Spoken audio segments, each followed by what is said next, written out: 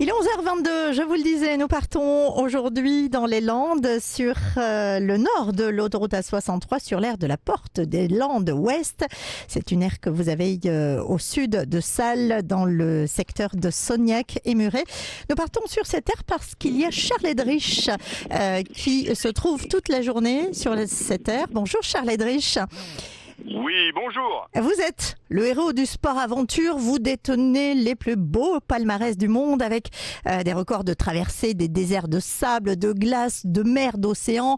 Vous partez à pied, à ski, à la rame, à la voile, à moto. Alors j'aimerais vous demander ce que vous n'avez pas fait finalement. Pour l'instant, il me reste beaucoup de choses à faire. Maintenant, il y a un terrain sur lequel je suis jamais vraiment parti pour faire une expédition compliquée. C'est la forêt, donc c'est au programme, soit forêt amazonienne ou africaine.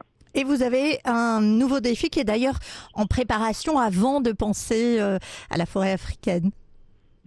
Voilà, donc là, je reviens du désert le plus aride du monde, donc l'Atacama, donc en Amérique du Sud, où j'ai réalisé la première traversée sans ravitaillement. Et dans 3 semaines, je pars dans les glaces du Grand Nord, où j'ai mon petit bateau à rame qui m'attend dans un village inuit pour terminer le passage du Nord-Ouest à la rame, c'est-à-dire permettre de relier par l'extrême nord de l'Alaska et du Canada le Pacifique à l'Atlantique.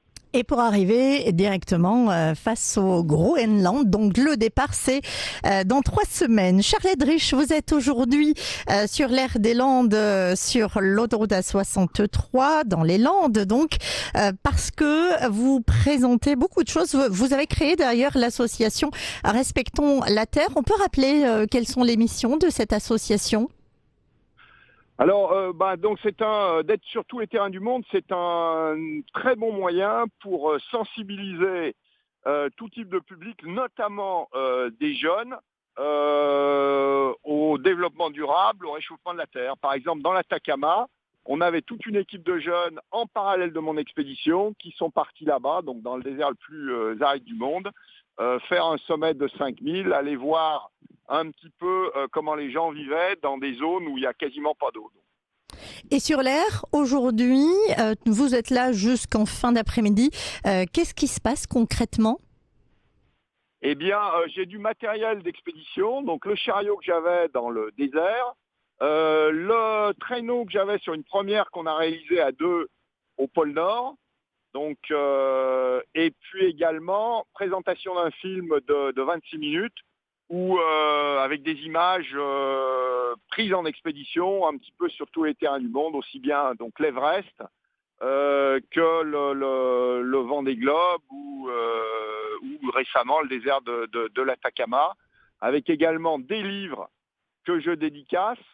Et puis donc ça intéresse souvent beaucoup tout type de public, des exemples de rations de nourriture que j'utilise en expédition qui sont différentes en fonction du type d'expédition sur laquelle je pars.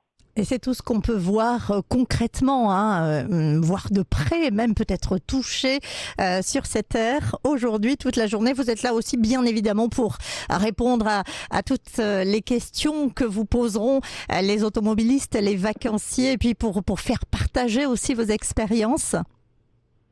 Tout à fait. Donc ça, disons, les gens qui sont intéressants, c'est évidemment les gens qui sont motivés par le sport, mais aussi les motivations peuvent être très variables. Ça peut être des gens motivés par le voyage en général, les aventures ou la nourriture d'expédition ou la façon dont on se prépare pour mener une aventure. Là, à l'instant, je viens de discuter avec des gens qui adorent la randonnée et qui me demandaient comment faire pour porter dans son sac, parce que le poids du sac à dos, c'est toujours quelque chose qui est vécu comme quelque chose de pénible, et je leur donnais quelques astuces pour alléger le sac à dos. Par exemple, se passer de tentes ou de prendre des tentes hyper légères, ce qui est possible de faire aujourd'hui suivant le terrain sur lequel on part. Donc, n'hésitez pas, vous qui nous écoutez, à vous arrêter sur cette aire pour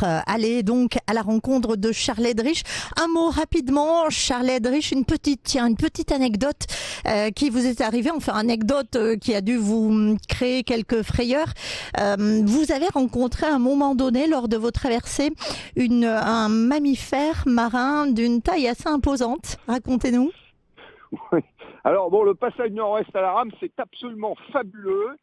De toutes les expéditions que j'ai pu faire, je n'ai jamais été en contact avec la faune d'aussi près, notamment des baleines. Et à la rame, on en voit beaucoup parce que les baleines sont curieuses et sont pas impressionnées du tout par ce tout petit bateau. Donc elles viennent voir, elles tournent autour. Et j'ai été soulevé par une baleine, donc moment en douceur, hein, sans aucune agressivité, par curiosité, par jeu sans doute. Donc moment absolument merveilleux, fantastique, un peu effrayant, mais elle a reposé le bateau en douceur comme elle l'avait soulevé. En tout cas, c'est une rencontre que vous gardez en tête. Merci Charles Eldrich d'avoir été avec nous en direct sur le 107.7 et puis on vous souhaite une belle aventure pour le nouveau départ dans 3 semaines. Merci beaucoup, à très bientôt.